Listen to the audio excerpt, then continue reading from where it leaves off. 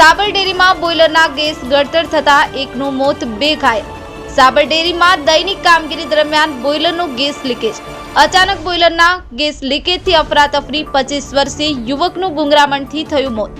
કૃપાલસિંહ મકવાણાનું મોત થતા પરિવારજનોમાં શોકનો માહોલ। અન્ય 4 વ્યક્તિઓ પણ ઘાયલ। સાબર ડેરીના અધિકારીઓ પહોંચ્યા સિવિલ હોસ્પિટલ।